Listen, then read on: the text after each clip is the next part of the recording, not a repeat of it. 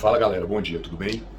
Tô mergulhado nessa vibe do bodybuilding, né? E o pessoal fica perguntando o tempo inteiro, Leozão, por que acontece isso, por que acontece aquilo, treino e dieta e alimentação, enfim. Primeira coisa que eu quero falar pra vocês, gente, vocês precisam, né, procurar orientação. O que a gente faz aqui, e eu vejo muitos colegas, amigos, né, médicos, nutricionistas, o que eles fazem, eles dão algumas dicas, né? Mas essas dicas são o quê? São simplesmente uns links, né, para que você busque algo mais. Tá? Só para você não ficar no escuro. Acende a luz e fala, o caminho é por aqui, mas você tem que ir lá e buscar uma ajuda profissional, tá bom? Uma dúvida que a galera sempre pergunta, né? E essa semana foi assim, parece que, sabe, a galera enlouqueceu com isso, né? Leozão, me explica isso, me ajuda sobre isso. E eu sempre falo, gente, procura um médico, né? Quer trabalhar com hormônios, principalmente, procura um médico, né? Dieta, suplementação, tem que ser um nutricionista. E, obviamente, né, fichas, treinos, enfim, aí você vai procurar um profissional de educação física. Então, ajuda profissional sempre, tá? Mas, enfim, a galera essa semana ficou na minha cabeça por questões de hormônio, testosterona, a galera tá vendo aí o bodybuilding cresceu de uma forma absurda, né? E associado ao bodybuilding, infelizmente ou felizmente, né, tem essa questão dessa manipulação, desse manejo, né, hormonal no corpo, tá? Então, vamos lá. O que eu quero que vocês entendam hoje é como que a testosterona é produzida no nosso corpo. Tá? Eu vou falar direcionado aqui para os meninos, tá? Porque as dúvidas partem deles, mas as mulheres também produzem testosterona, tá bom? E esse é um hormônio importantíssimo também para as mulheres. Não pense que, testosterona é um hormônio masculino. Não. Tá? O homem produz muito mais testosterona do que a mulher, mas não é um hormônio exclusivamente masculino. Por quê? Porque a mulher também produz a testosterona. Tranquilo, gente? Então, só para a gente entender mais ou menos como funciona esse eixo, essa produção de testosterona, para depois a gente falar como que esse hormônio, né, que é aplicado, né, esse esteroide anabolizante, o que esse esteroide anabolizante faz no corpo da gente, bem resumidamente, bem a grosso modo, tá? Até para o vídeo não ficar cansativo, também para ficar mais didático. Vamos lá. Para quem se interessar também, né? Aqui no nosso cérebro tem uma região que se chama hipotálamo. Tá? Essa região do nosso cérebro está ligada a uma glândula também aqui, né, que se chama hipófise. É uma glândula mestra, gente, controla várias partes do nosso corpo, testículos, adrenais, tireoide, enfim. Tá? É uma glândula mestra. E o que essa glândula mestra faz? Né? Essa glândula mestra vai ser responsável, né? Vamos agora direcionar para o assunto que a gente propôs, né? Que é o assunto hormonal, de testosterona, enfim. Essa glândula mestra vai estimular a produção de dois hormônios. E esses hormônios, de outros também, né? Mas vamos falar aqui desses hormônios que não está interligado a essa questão de testosterona, tá bom? Vai produzir LSH, né? Que é um hormônio folículo estimulante. Ele vai estimular o quê? Tanto os testículos quanto o ovário na mulher, obviamente, tá? E nos testículos, esse FSH, ele vai estimular o quê? A produção de espermatozoides. Né? Então ele vai estar responsável pela produção de espermatozoides. E essa produção de espermatozoides, obviamente, vai ser para procriação. O coelhinho da Páscoa está aí, né? Amanhã, então vai ser para a questão de reprodução. E ele também, né, ele vai estimular essa glândula mestra a produção de LH, que é um hormônio luteizante. Esse hormônio luteizante vai estimular o quê? Nos testículos, as células de Leydig. E essas células de Leydig, elas vão ser responsáveis pela produção de testosterona. Tranquilo? Então vamos lá, a gente tem o eixo, né, hipotálamo hipofisário, vai estimular LSH, FSH, desculpa, e o LH, né, o FSH vai estimular nos testículos a produção de espermatozoide e o LH, o luteizante, a produção de testosterona, né, a partir das células de Leydig.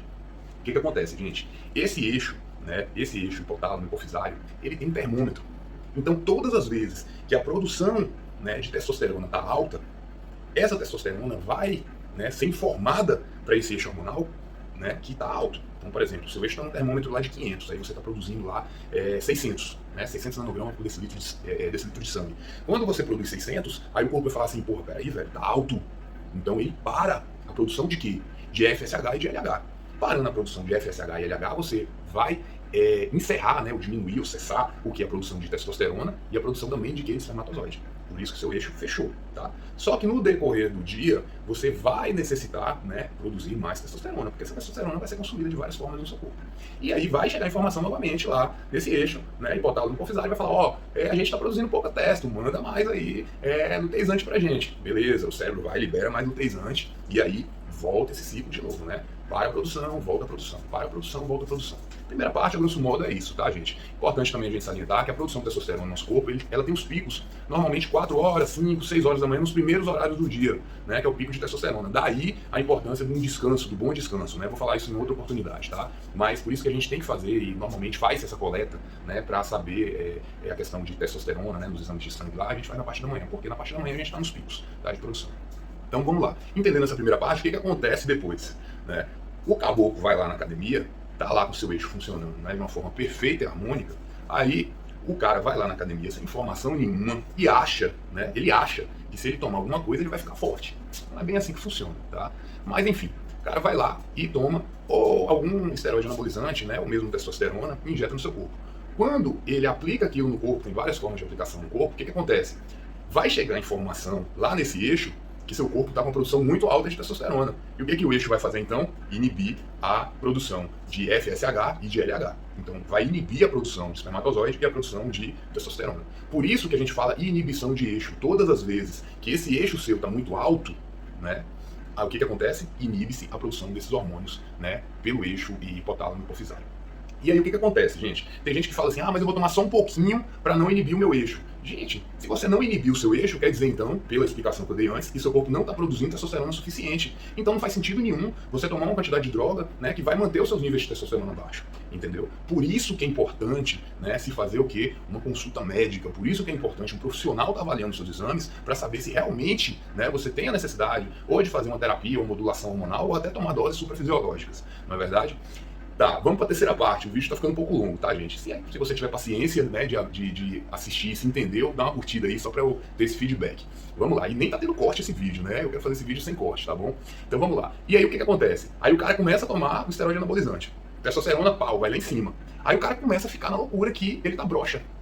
Gente, o cara ele pode estar broxa por outros aspectos, mas não pela inibição do FSH e do LH, porque eu expliquei para vocês que o FSH ele vai estimular o que nos testículos? A produção de espermatozoide. Então ele pode ficar estéril, né? Ele pode ficar improdutivo, sim, tudo bem, tá? Agora, potência sexual não tem absolutamente nada a ver com isso, tá? Com a subdosagem de testosterona ou de algumas moléculas semelhantes à testosterona que também inibem o eixo, né? Porque o eixo vai entender tudo como testosterona, tá? Se for uma molécula muito semelhante da testo, também vai inibir o eixo.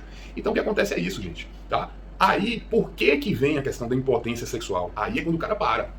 O cara tá lá tomando, sei lá, tá batendo o exame do cara 1000 nanogramas por decilitro de sangue, né? De testosterona. Aí o cara chega amanhã e fala, não vou tomar mais não.